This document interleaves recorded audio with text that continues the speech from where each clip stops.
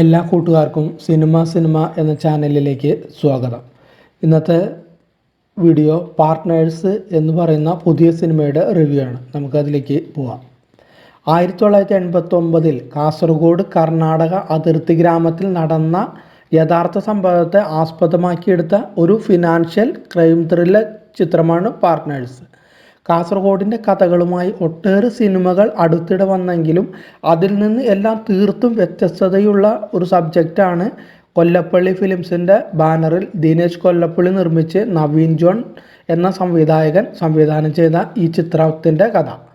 കാസർഗോഡിലെ ഒരു ഉൾഗ്രാമത്തിൽ ആദ്യമായി ഒരു ബാങ്ക് സ്റ്റാർട്ട് ചെയ്യുവാൻ ഹെഡ് ഓഫീസിൽ നിന്നും നിയമനം ലഭിച്ചു വരുന്നവരാണ് വിഷ്ണു, ചാക്കോ, റഹീം, ലക്ഷ്മി, കൃഷ്ണകുമാർ എന്നിവർ. എന്നാൽ ഇൻകം ടാക്സ് കമ്മീഷണർ പാർത്ഥസാരഥിയുടെ അടുത്തേക്ക് ദേവരാജൻ എന്ന ബിസിനസ്മാൻ വന്നു ചാടിയതോടെ ഒരു വലിയ ചതിയുടെ ട്വിസ്റ്റ് തന്നെയാണ് സിനിമയിൽ പിന്നീട് സംഭവിക്കുന്നത്. ബാങ്ക് ജീവനക്കാരനായി ധ്യാൻ ശ്രീനിവാസൻ, പിന്നെ സഞ്ജു ശിവറാം, അനീഷ് ഗോപൻ, ദിനേശ് കൊല്ലപ്പള്ളി തുടങ്ങിയവർ എത്തിയപ്പോൾ ഇൻകം ടാക്സ് ഉദ്യോഗസ്ഥനായി കലാഭവൻ ഷാജോൺ അതിഗംഭീര പെർഫോമൻസ് ആയിരുന്നു സിനിമയിൽ. ധ്യാനിനെ കുറിച്ച് പറയുകയാണെങ്കിൽ ധ്യാനിൻ്റെ സ്ഥിരം കോമഡി ട്രാക്കിൽ നിന്നും തീർത്തും വ്യത്യസ്തമായി ഒരു സീരിയസ്, അതായത് ബ്ലാക്ക് ഷെയ്ഡുള്ള ഒരു ക്രൈം സ്വഭാവമുള്ള കഥാപാത്രമാണ് ഇതിൽ വിഷ്ണു. അങ്ങനെ ഇൻ്റർവ്യൂ കഴിയുന്നു. ധ്യാൻ ശ്രീനിവാസനും കൂട്ടുകാരും ബാങ്കിലേക്ക് ജോലിക്ക് വരുന്നു. അപ്പോൾ ആ നാട്ടിൽ ആദ്യമായിട്ടാണ് ഒരു ബാങ്ക് വരുന്നത്. അവിടെ ബാങ്ക് ഇല്ലാത്ത ഒരു നാടാണ്. കൊട്ടപ്പലിശക്കാരും വട്ടിപ്പലിശക്കാരും ഉള്ള നാടാണ്. അങ്ങനെ ബാങ്ക് നല്ല രീതിയിൽ നടന്നു പോകുന്നു. അപ്പോൾ ലോണിനൊക്കെ ആൾക്കാർ ഈ ബാങ്കിനെ സമീപിക്കുന്നുണ്ട്. എന്നാൽ ഹെഡ് ഓഫീസിൽ നിന്നും ലോൺ പാസ്സാക്കി കൊടുക്കുന്നില്ല. അപ്പോൾ ഹെഡ് ഓഫീസിൽ നിന്ന് അവർക്ക് കിട്ടുന്ന മറുപടി എന്തെന്ന് വെച്ചാൽ, ലോണിന് വേണ്ടിയിട്ട് പൈസ ഒന്നും ഇവിടെ നിന്ന് തരില്ല, നിങ്ങൾ ഡെപ്പോസിറ്റ് പിടിച്ചിട്ട് അതിൽ നിന്ന് ലോൺ കൊടുക്കുമോ എന്നതാണ് ഹെഡ് ഓഫീസിൽ നിന്ന് അവർക്ക് കിട്ടുന്ന മറുപടി. അതിനിടയ്ക്ക് ചിലർ ബാങ്കിൽ വന്നിട്ട് എക്സാം ഫീസ് അടയ്ക്കുന്നുണ്ട്. അതുകൂടാതെ മറ്റുള്ളവർക്കെല്ലാം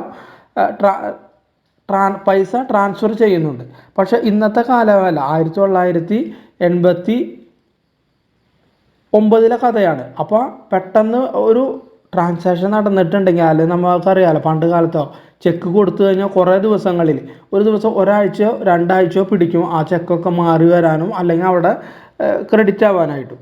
അപ്പോൾ അതുകൊണ്ട് അങ്ങനെ നമ്മൾ ചിന്തിക്കണം. ഇന്നത്തെ കാലഘട്ടമായിട്ട് ഒരു ഇട്ട വഴിക്ക് നമുക്ക് വാട്സപ്പിൽ മെസ്സേജ് വരികയോ അല്ലെങ്കിൽ അങ്ങനെ ഇല്ല.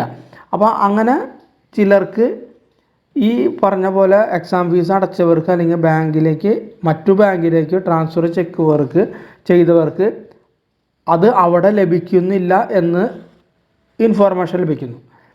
അപ്പോഴാണ് ധ്യാൻ കൂട്ടുകാർക്കും മനസ്സിലാവുക ഇത് ഒരു ഫേക്ക് ബാങ്ക് ആണെന്നുള്ളത്. പക്ഷേ എങ്കിൽ പോലും ഇവർക്ക്, ഈ ജോലിക്കാർക്കും ധ്യാനിനും അവിടെ നിന്ന് ഊരിപ്പോരാനായിട്ട് സാധിക്കുന്നത്. കാരണം ഇവരെ അവിടെ ബന്ധിപ്പിച്ച് നിർത്തുന്ന ചില കണ്ണികളുണ്ട്. അത് കഥ മുഴുവനായിട്ട് പറയാനായിട്ട് സാധിക്കില്ല, അതുകൊണ്ട് പ്രേക്ഷകർ ക്ഷമിക്കുക. ചില കണ്ണികളുണ്ട് അവർക്ക്.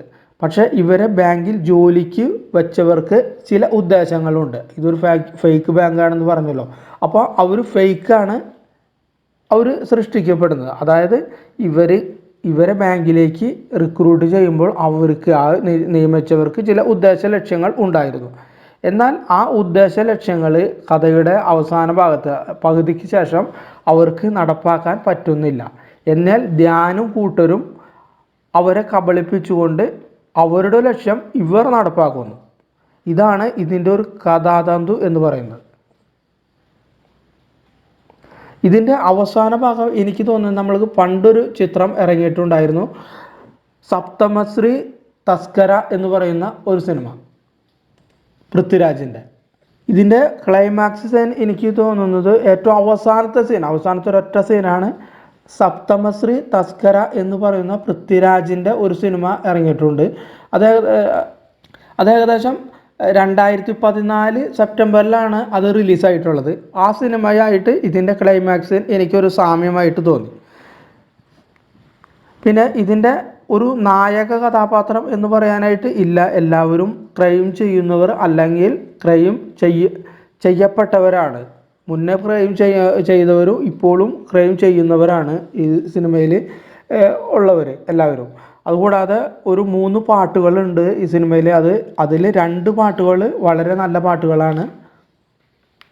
പിന്നെ ക്ലൈമാക്സ് സീൻ, അവസാനമുള്ള ക്ലൈമാക്സ് സീൻ, അതായത് ഇവർ ചെയ്യുന്ന ഒരു സീൻ എന്ന് പറയുന്നത് നമ്മൾ പണ്ട് 7ാം ക്ലാസ്സിലോ മറ്റോ കെമിസ്ട്രിയിലേക്ക് പഠിച്ച ഒരു സംഭവമാണ് ഇവരിവിടെ ചെയ്യുന്നത്.